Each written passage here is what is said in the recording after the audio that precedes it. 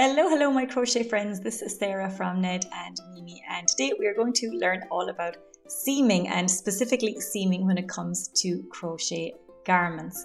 Now I totally get that joining large panels together can seem a bit daunting, and especially if you haven't made a lot of garments before, and it might be that even the thought of seaming has been putting you off from starting a project that you would love to make. But I promise it is not as complicated as it looks. I am far from a professional seamstress, and even I have learned a few tips and tricks over the years that have helped me to improve my seaming skills, so I am really excited to share those with you today. Okay, so let's get started. So here is what we're going to cover today. So first up, why choose a seamed garment? So seaming is not just about joining panels together, as we will find out. We're also going to cover the things you need to do before you even pick up that needle and start seaming. And then finally, we'll go through some of my favorite seaming methods and how they can be applied to garments. So first up, why make a seamed garment? So the obvious reason is to join panels together, but there are so many more benefits of seamed garments than that. So without seams, a crochet garment, especially if it's made from a stretchy yarn or if it's quite long, it can stretch and end up out of shape with wear, and seams really help to offset that. So shoulder seams especially are so important to add structure to a garment, and they literally hold the weight of the entire sweater or cardigan. So you can really imagine how important they are. And side seams as well are so important to make sure that your garment doesn't end up distorted or out of shape with wear. So if we have a look at a few examples here, this is a lovely coatigan from Veronica at Blue Star Crochet, and you can see that this is quite a long garment. We needed to have some structure around the shoulders and at the sides, and without seams it would be very, very difficult to get this type of a garment to hold its shape. And another example here is one of my sweater patterns. So all along the top section I have quite a thick stitch pattern of puff stitches, and again the shoulder seam here just really helps to hold those up and to give the sweater some shape. So next up, portability. Making a garment in pieces is much easier to carry around than making something that's worked all in one piece. So you can take one panel with you. If you go somewhere, you can take the sleeves with you and work them separately and then join them together later. And then finally, seams can actually be used as a design feature, so they're not just functional. So I have a couple of beautiful examples here. So the first one is a sweater pattern from Make and Do Crew, and here she has actually used the reverse single crochet or the crab stitch to join the seams at the front and along the sleeves, and it just gives such a lovely effect. And similarly, this sweater from Ruby Webs I think has used a slip stitch seam right down the front of the sweater. So moving on, what do you need to do before you start seaming? So first things first, understanding your project is absolutely essential. I always recommend taking a thorough look at the pattern. Keep an eye on the finishing and assembly instructions to see what might be required. So you want to pay attention to how many pieces you'll be making, how they fit together, and where you are going to need to seam them. So ideally your crochet pattern might have some pictures or diagrams like this one, and I feel like this really helps you to visualize what you're going to be making even before you get started. But even if the pattern doesn't contain any pictures or diagrams, the written instructions should explain everything that you need to know. So next thing you need to do before you seam is to block your work. Now I'm not going to go into all the ins and outs of blocking here because it really would be a whole topic in itself. But basically, blocking is introducing heat and moisture to your project in order to be able to shape it. And this is especially important when making panelled garments, because I don't know about you, but I have found that sometimes I make two supposedly identical panels and they turn out to be not so identical. So blocking can really help with that, so that we can line up everything perfectly before we start seaming. So there are different blocking methods depending on the project that you're making, depending on the fibre that you're using. And here is just a quick summary of those. So wet blocking, where you're actually soaking your pieces in water and then pinning them out to dry. This is suitable for animal fibres such as wool or alpaca. Steam blocking you might use if you're using a synthetic fibre like acrylic, where you'll pin out your panel first and then hover over it with steam. And just to know, you need to be very, very careful with steam blocking, especially with acrylic, that you don't touch off the yarn accidentally, because that can kill it. And then finally, if you are using very delicate fibres, you might just want to pin them out and spray them with water until they're damp and then leave them to dry.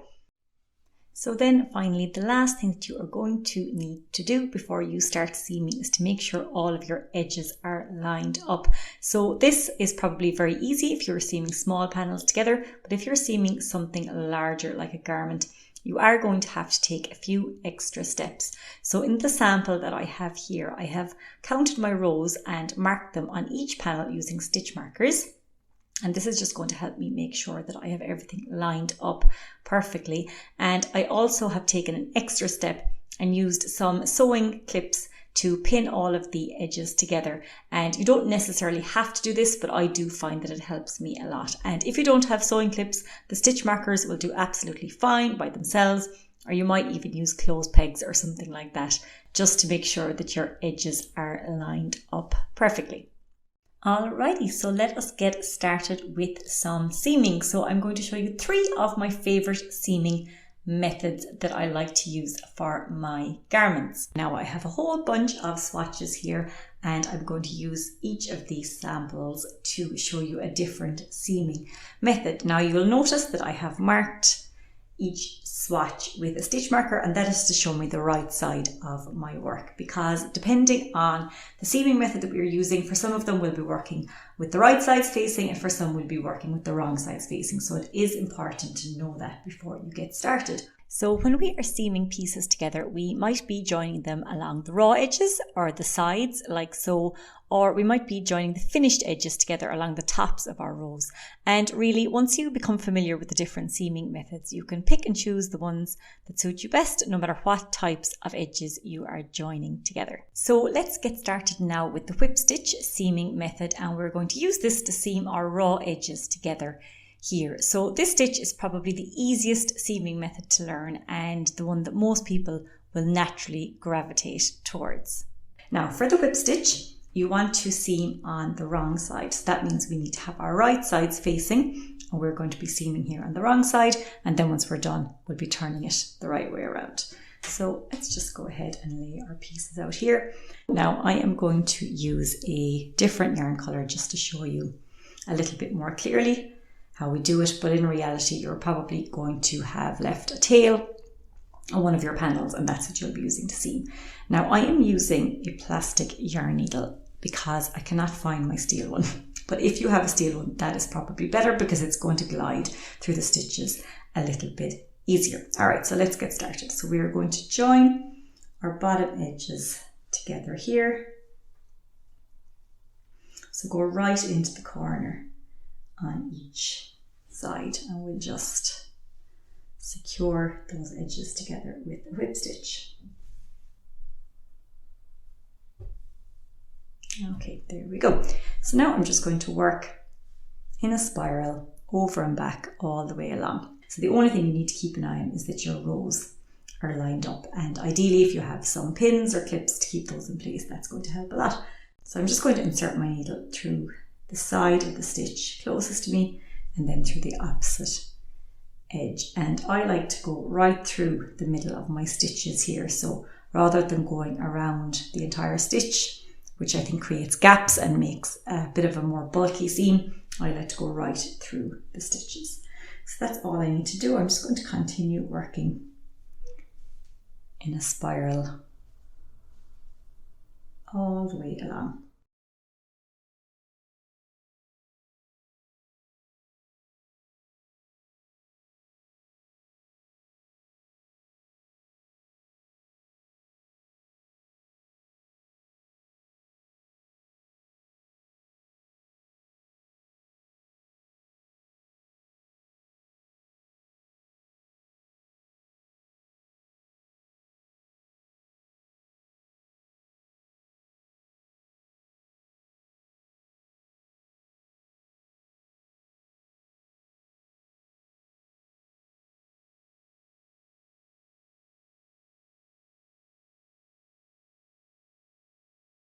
Okay, so I'm just at the edge, and I'm going to finish off by just going through the top of the last stitch here on this row and the same on the opposite side, and that'll just bring those corners together really nicely.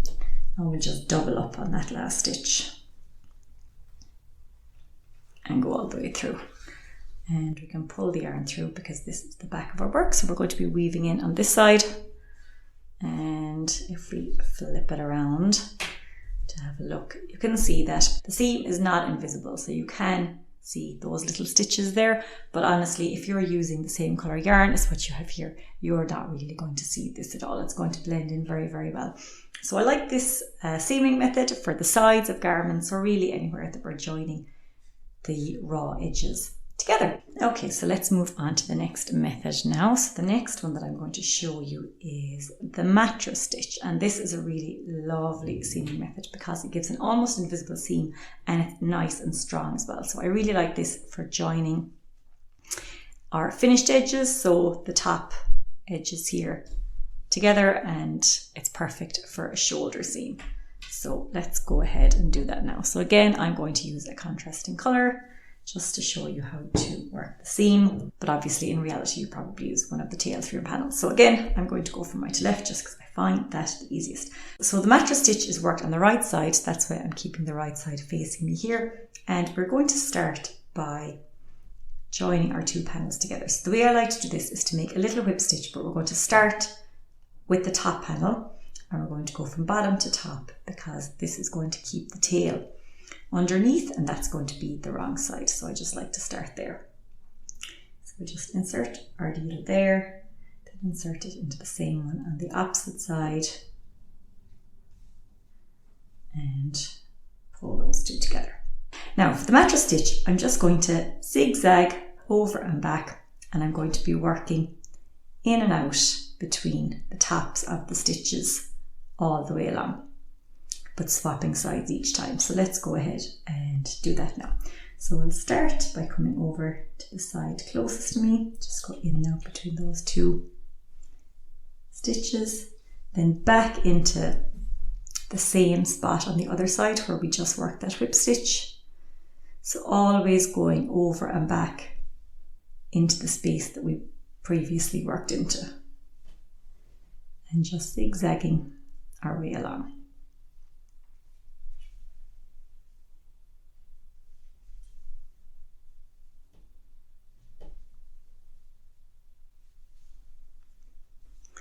Okay, so you can see our zigzag happening there, and now here comes the magic bit. I love this. So we're just going to hold the two edges there with one hand, and then if you pull very gently, you might need to give it a little bit extra pull, it is just going to make the yarn completely disappear, aside from that very first whip stitch there that we worked, but we can tidy that up later too. And if we look at the other side, we can see that we've brought the edges together there. So I'm just going to continue working my mattress stitch all the way along to the opposite edge.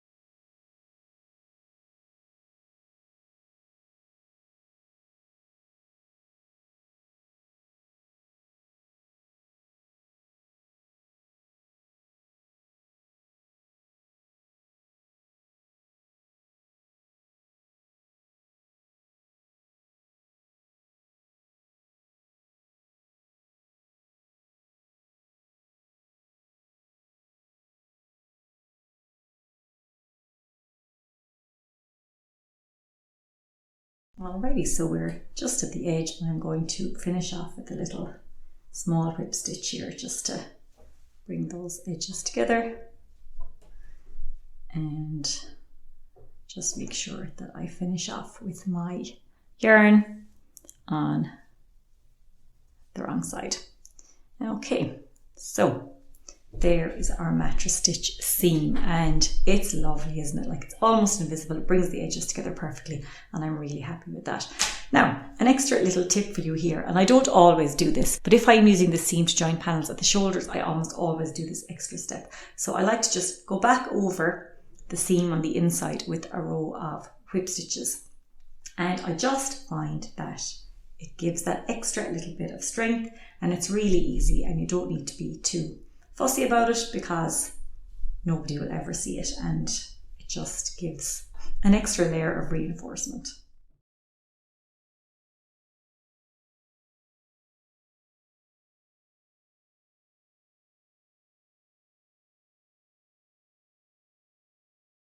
So that is my mattress stitch seam done. So moving right along, I'm actually going to do another row of mattress stitches, but this time I'm going to do the sides of the edges together. So this is an alternative to the whip stitch for joining these raw edges or the sides of your work together. So let's go ahead and grab another strand of yarn, and as with the mattress stitch that we just did, we're going to work on the right side of our work. So we're going to keep these stitch markers facing us. So again, let's just join in down at the bottom corners. And I should have gone in through the opposite side there.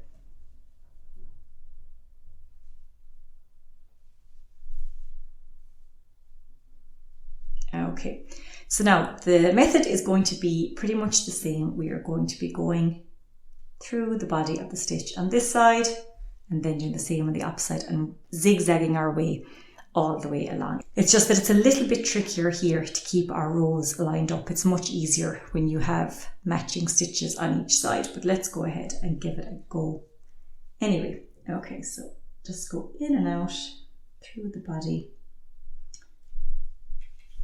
of the stitch on this side and then do the exact same on the other side. And as we did when we were joining the finished edges together, we're going to go in and out through the same point. So try to go in and out through the body of the stitch, but try not to split the yarn because that is going to make it a little bit more tricky when you come to pull the edges together.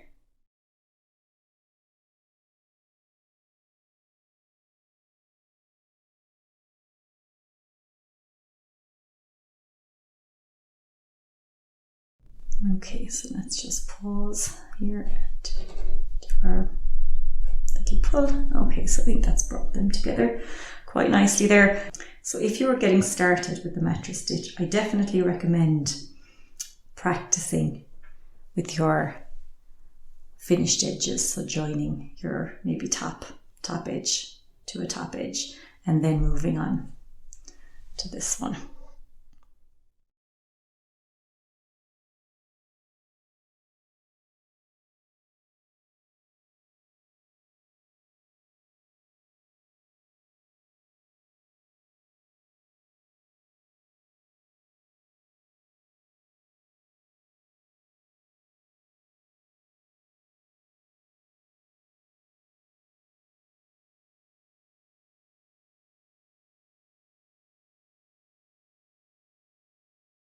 Okay, and once we get to the opposite edge, we are just going to go through the top of that last stitch and join with the whip stitch.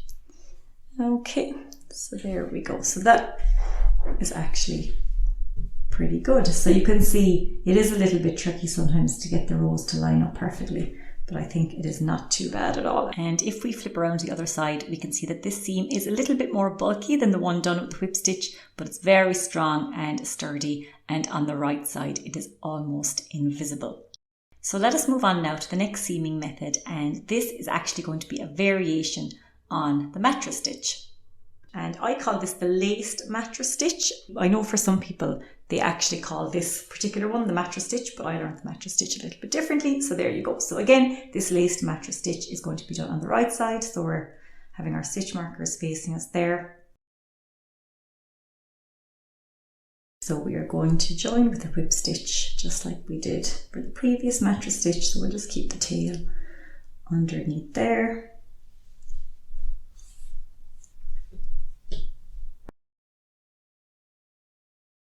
And now we are going to zigzag over and back again, except this time, rather than go around the tops of the stitches here like we did for the mattress stitch, this time we're going. So when we're working on this side, we're going to be going from the top to the bottom, so downwards, and then on the opposite side, we're going to be going from bottom to. So for the first stitch, I'm going to come from top to bottom through the same stitch here where we just made our little whip stitch, and then on the opposite side, we're going to do the same thing. And that's our first lace done. Now let's do the same for the next stitch. So we're just lacing over and back as if we were doing the laces on our shoes.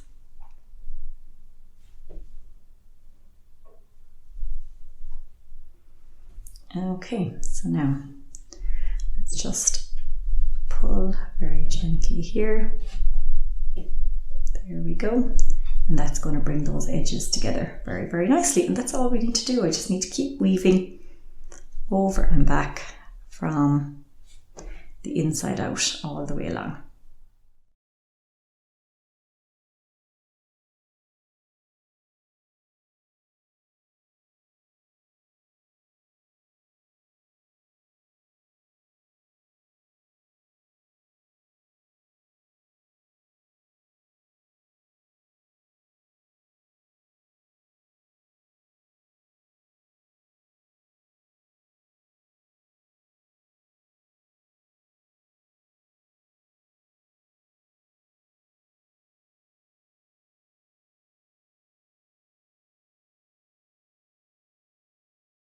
Okay, so here I am at the opposite edge. Now, before I pull on this yarn, I just want to show you that if you want to leave the stitches as is, it actually makes a lovely decorative seam. So the laced mattress stitch does give you the option to do that. So I'm going to go ahead and pull now just to finish off.